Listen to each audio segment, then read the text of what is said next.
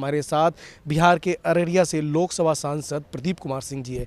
Sir, सबसे पहले तो 17वीं लोकसभा के कार्यकाल के बारे में अगर जानना चाहूँ तो किस तरह का आप देख रहे हैं, कितनी बड़ी उपलब्धियों के साथ 17वीं लोकसभा का कार्यकाल खत्म हो रहा है? देखिए, जो काम आज़ादी के 70-75 सालों में नहीं हुआ वह 17वीं लोकसभा में पूरा हुआ।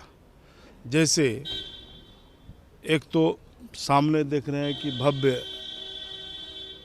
संसद बन के खड़ा है। कम समय में कोरोना काल में ये अंग्रेज़ के ज़माने का संसद भवन था, नए संसद भवन बन करके हम लोगों को इसमें तो मौका मिला ही था और इसमें भी अवसर मिला और इसमें कड़े और बड़े फैसले लिए। इस सांसद का सबसे बड़ी उपलब्धि रहा कि जो लंबे समय से बहनों के लिए, माताओं के लिए बड़ा मांग था 333% आरक्षण देना, और हमारी माता बहनों को आरक्षण मिल गया। अब आने वाला दिन में 2026 के बाद जो चुनाव होगा उसमें 33% माँ बहनें हमारी यहाँ पे आएगी जीत के। दूसरी बात कि आज 17वीं लोकसभा में जैसे 370 देश में हटना, आज कश्मीर का विकास हो रहा है। आज सचमुच कश्मीर को आज़ादी अभी मिली है।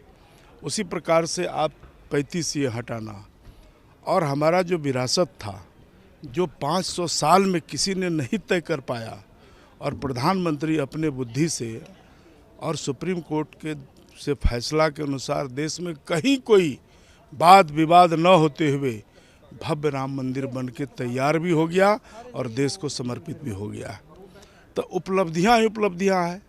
अब आज 80 करोड़ लोगों को मुफ्त में चावल मिलता है। करोड़ों लोगों को इस सरकार में फ़ायदा हो रहा है, जो सीधे आम जन तक लाभान्वित है। इसलिए कितने उपलब्धियां गिनावे, ढेर उपलब्धियां हैं। जो कभी नहीं हुआ वो अभी हुआ।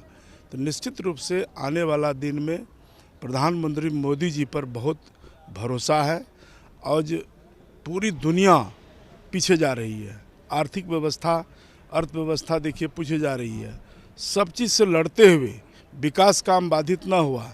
आज देश 5वां अर्थव्यवस्था हो गया और मोदी जी की गारंटी है कि आने वाला दिन में भारत 2027 के बाद दुनिया का तीसरा अर्थव्यवस्था हुआ।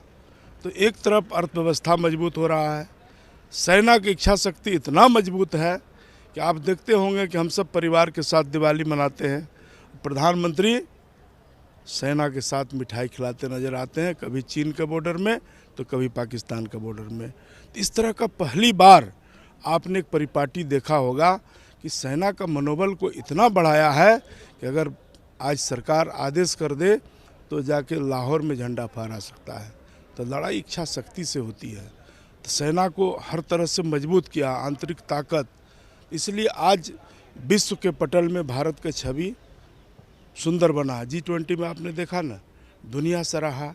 इसलिए 17वीं लोकसभा में उपलब्धियां गिनती करूं तो अभी आधा घंटा लगेगा बोलने में। नए संकल्पों के साथ फिर उम्मीद करते हैं कि आप 18वीं लोकसभा में भी जो आपके संकल्प हैं वो पूरे करने के लिए आप पुनः आएंगे। बिल्कुल, 18वीं लोकसभा में 400 पार होगा और मोदी जी के नेतृत्व में जो काम हुआ है, लोग अब विकास के नाम पे वोट देगा। किसी का कोई समीकरण नहीं चलेगा। देश को ऊंचाई के ले जाने वाले मोदी जी हैं और प्रधानमंत्री मोदी पर अटूट भरोसा है। अब विकास के नाम पर, भारतीय जनता पार्टी के नाम पर, और प्रधानमंत्री जो कहते हैं वो कर दिखाया। आज पूरे देश में दिवाली मना रहा है। जो विरासत लौटा, राम मंदिर बन के तैयार है, इसलिए राम राज का स्थापना हो चुका है। बहुत बहुत धन्यवाद। तो ये थे अररिया बिहार से लोकसभा सांसद प्रदीप कुमार सिंह जी, जिनका साफ तौर पर मानना है कि आज प्रधानमंत्री नरेंद्र मोदी की सरकार में जिस तरह से ऐतिहासिक कार्य हुए वो वास्तव में बहुत बड़ी उपलब्धि मानी जा सकती है। और कई अनगिनत काम की सूची है, अगर वो गिनवाना चाहे जैसा उनका कहना है तो काफ़ी टाइम लगेगा। और वास्तव में जिस तरह का 17वीं लोकसभा और प्रधानमंत्री नरेंद्र मोदी के 10 साल के कामकाज को देखें तो खासे ऐतिहासिक माने जा सकते हैं। और नई ऊर्जा के साथ प्रधानमंत्री ने जिस तरह से आह्वान किया है सभी सांसदों को, उनका मानना है कि नई ऊर्जा के साथ पुनः 18वीं लोकसभा में आकर जो उनके और बचे हुए कार्य हैं उस पथ पर आगे बढ़ेंगे। अमरेंद्र गुप्ता, संसद टीवी, दिल्ली।